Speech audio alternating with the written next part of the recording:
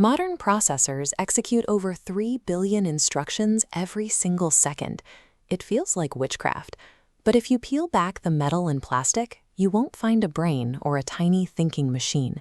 So how do we get from raw, dumb electrical current to the complex math required to render a video game or train a neural network? The bridge between physics and logic is the bit. A 1 or a 0 is really just a human abstraction for a physical reality, a high voltage or ground. But a voltage just sitting on a wire is useless. To actually compute anything, engineers needed a physical switch to reliably block or route these voltages on command.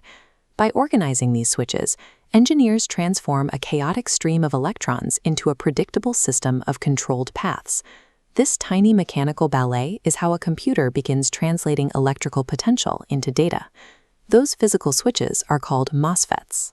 In modern computing, we use a complementary pair, an N-channel transistor connected to ground and a P-channel transistor connected to the power supply. When activated, the P-channel network pulls the voltage all the way up to deliver a strong 1. Conversely, the N-channel network pulls it down to deliver a strong 0. Because they are complementary, when one network conducts, the other always blocks. There is never a direct path between the power supply and ground, meaning there's almost zero static power leakage when the switch is resting. This specific physical layout is what prevents a processor packed with billions of transistors from instantly melting through your desk. It makes computing at a massive scale physically possible. By wiring a handful of these transistors together in simple series and parallel networks, engineers create the foundational inverting logic gates, like NAND and NOR. But math requires more complex operations, like the exclusive OR or XOR gate. A standard static design for an XOR gate requires a bulky, cross-coupled network of 12 individual transistors. Packing billions of these 12 transistor blocks onto a chip creates a massive physical bottleneck. So architects use a clever trick called transmission gate logic. By placing an N-channel and P-channel transistor in parallel, they create a bidirectional switch that passes both strong 1s and 0s perfectly. This lets them build the exact same XOR logic using only 8 transistors. That single optimization reduces the silicon footprint of an XOR gate by 33% and dramatically cuts down the time it takes for a signal to pass through. Hardware engineering is a constant battle to creatively bend physical limits, refining the architecture to minimize the delays that slow down every calculation. With logic gates optimized, we can build arithmetic units. The most basic way to add binary numbers is a ripple carry adder, which works exactly like the long addition you learned in grade school.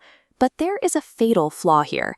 To calculate the final sum, each bit is forced to wait for the previous bit's carry-out signal before it can compute its own result.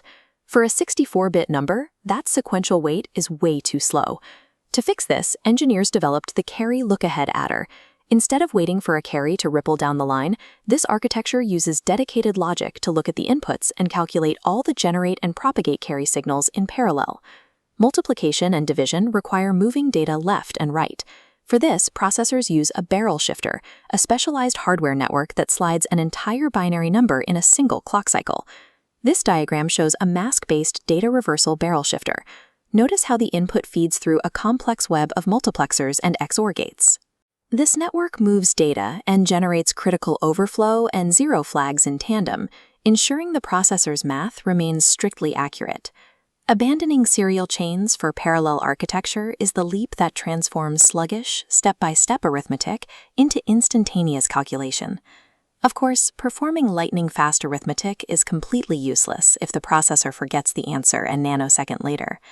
To hold on to data, architects use specialized memory circuits like D flip-flops and 6-transistor SRAM cells to physically trap and sustain these volatile voltage states. This chart shows a static noise margin, or butterfly curve, measuring the read and write stability of an SRAM cell. The wide symmetrical lobes and large inscribed squares indicate a robust memory cell that won't accidentally flip its data from electrical noise. Without these stable memory cells acting as an anchor, every calculation your computer makes would vanish the moment the voltage dropped. Zooming out, you can see how it all connects. The memory cells feeding the barrel shifters and parallel adders, which are built from highly optimized logic gates. which are themselves just meticulously arranged N-channel and P-channel physical switches. There is no brain inside your device.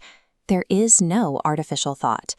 Everything a computer achieves is purely an architectural symphony, the flawless billionth of a second orchestration of microscopic voltages, working in perfect physical harmony.